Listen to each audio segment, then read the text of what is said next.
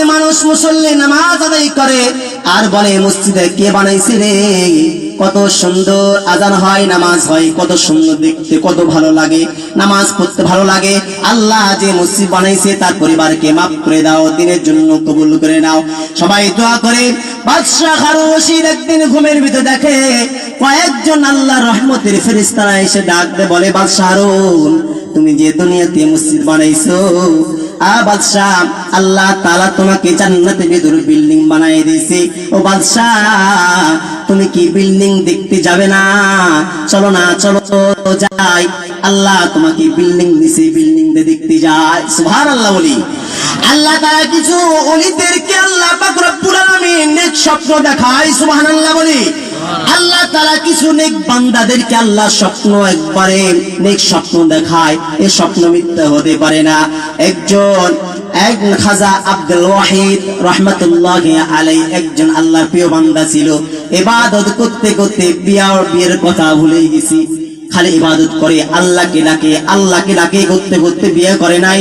একদিন স্বপ্নে দেখায় আব্দুল ওয়াহিদ রাহমাতুল্লাহ আলাইহিকে আল্লাহ তাআলা বলে, বান্দারে, ও গোলাম, তুমি যে আমার ইবাদত বন্দি করেছো, আমি আল্লাহ তোমাকে জান্নাত দান করেছি। বলি সুবহানাল্লাহ। খাজা আব্দুল ওয়াহিদ রাহমাতুল্লাহি আলাইহি বলে, আল্লাহ জান্নাত তো দিলেন, জান্নাতের বউ কই? জান্নাত দিলেন, জান্নাতের বউ কই? আমি তো বিয়ে করি নাই, তো বউ কই? আল্লাহ তাআলা বলেন, আব্দুল ওয়াহিদ, তোমার বউ মাইমুনা। সুবহানাল্লাহ বলে। আব্দুল ওয়াহিদ রাহমাতুল্লাহি আলাইহি ডাকতে বলে, আল্লাহ সে থাকে কোথায়, কোন জায়গায় থাকে? আল্লাহ বলো না, কোথায় থাকে মাইমুনা? একবার দেখবার চাই আল্লাহ। আল্লাহ বলো না কোথায় থাকে। আল্লাহ তাআলা ইঙ্গিতে বুঝাই দিয়েছে, অমুক জায়গায় চলে যাও, মরুভূমির মাঝে ওই আল্লাহর গোলাম আবিদা সালিহা নেককার বান্দি ওই মরুভূমির মাঝে ছাগল চড়ায়। কি চড়ায়? ছাগল চড়ায়। আব্দুল ওয়াহিদ রাহমাতুল্লাহি আলাইহির ঘুম ভেঙে যায়। ওই আব্দুল ওয়াহিদ খোঁজা শুরু করলেন, কোথায় আছে এই মাইমুনা, তাকে আমি দেখবার চাই, কোথায় আছে একবার দেখবার চাই। রওনা দিছে, খুঁজতে খুঁজতে দেখি এক মরুভূমির মাঝে ছাগল নামাজ পড়ে, ছাগল চলতেছে একদিকে, আল্লাহ ইবাদত করতেছে, নামাজ পড়তেছে। আব্দুল ওয়াহিদ রাহমাতুল্লাহি আলাইহি আস্তে আস্তে তার কাছে চলে গেছে। ওই মাইমুনার নামাজ শেষ হয়েছে আর বলতেছে, আব্দুল ওয়াহিদ, তুমি কাজটা কিন্তু ভালো করে নাই। ও আব্দুল ওয়াহিদ, তুমি কাজটা কিন্তু ভালো করে নাই। কেন এখানে আসলে? তোমার সাথে তো দেখা হবে জান্নাতে। যাও যাও, তুমি চলে যাও, তোমার সাথে জান্নাতে সাক্ষাৎ হবে, দুনিয়াতে না। বলি সুবহানাল্লাহ। এই জন্য বলি বন্ধু, নেক নেক বান্দাদের নেক নেক আল্লাহ তাআলা স্বপ্ন দেখায়।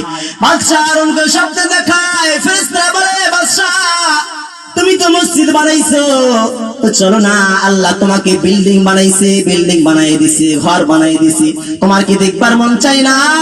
বাদশা হারুন উঠে তাড়াতাড়ি করে বলতেছে, ও রহমতের ফেরেশতারা, চলো যাই, আল্লাহ কেমন বিল্ডিং বানাইছে জান্নাতের ভিতরে দেখবার চাই। ওই বাদশা হারুন রশিদ তার সাথে চলে যায়, দেখি দুইটা সুন্দর সুন্দর বিল্ডিং বানাই দিছে। বলি সুবহানাল্লাহ। ফেরেশতারা বলে, আল্লাহ গোলাম, তুমি মসজিদ বানাইছো, এই কারণে আল্লাহ তাআলা তোমাকে আল্লাহ পাক রব্বুল আলামিন জান্নাতের ভিতর বিল্ডিং বানাই দিয়েছে। প্রথম বিল্ডিং এ পরিদর্শন করলে ঘুরলে, দ্বিতীয় বিল্ডিং এ যাবে, দারোয়ানেরা বাধা দিয়েছে।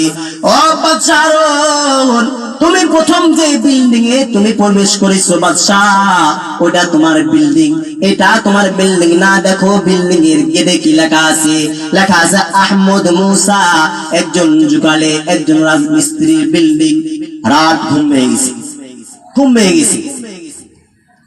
মনে মনে ভাবে, আরে বলে, মসজিদ আমি বানাইছি একা, আমি একা মসজিদ বানাইছি, আর এখানে আমার বিল্ডিং থাকবে, অন্য একটা বিল্ডিং কেন?